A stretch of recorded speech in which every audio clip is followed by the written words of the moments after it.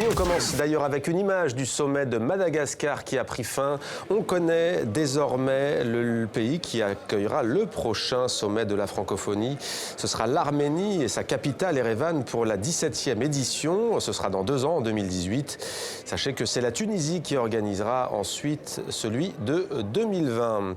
Connexion Antananarive, capitale de Madagascar, où l'on retrouve Andji Ranaivos. Merci d'être avec nous. Vous êtes blogueur, vous participez au projet Mondoblog qui rassemble plus de 600 blogueurs francophones à travers le monde. Alors peut-être d'abord quelques mots à proprement dit sur ce sommet de la francophonie. Comment ça s'est passé? Je sais que vous avez notamment rencontré François Hollande, le président français.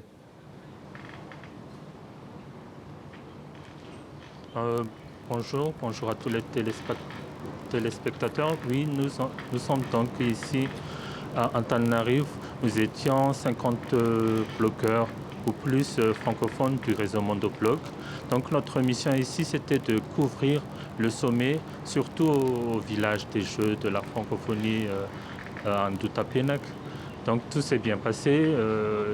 Notamment, oui, on a rencontré le président français François Hollande hier. Il a donné un peu de son temps pour discuter avec nous.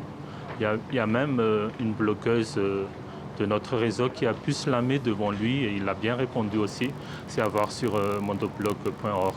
Voilà, c'est à voir sur le site internet mondoblog.org. Vous, à titre personnel, qu'est-ce qui vous a incité à bloguer? Ça fait quelques années que vous êtes blogueur.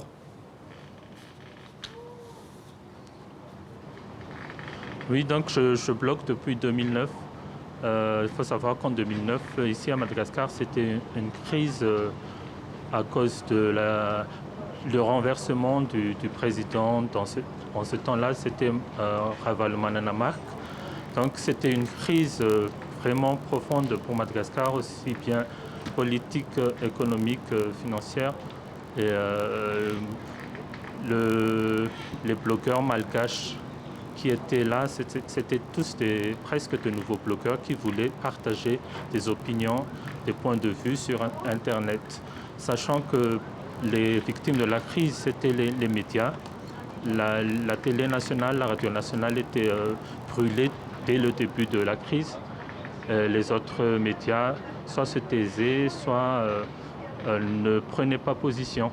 Donc pour avoir des opinions un peu personnelles, quoique subjectives, et aussi des nouvelles en live, il fallait suivre les quelques blogueurs malgaches qui bloguaient tous les jours et qui montraient des images, des histoires vécues dans la rue pendant la crise de 2009.